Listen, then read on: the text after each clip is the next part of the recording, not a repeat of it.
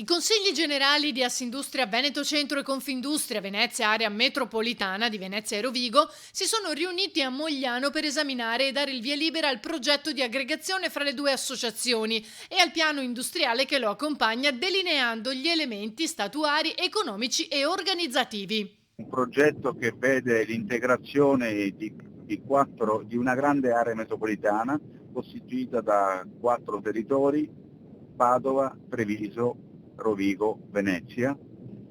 Dal punto di vista della rappresentanza, circa più di 4.500 associati, oltre 200.000 lavoratori rappresentati, significa in concreto la capacità di rendere un'area metropolitana attrattiva da una parte e aggregante dall'altra.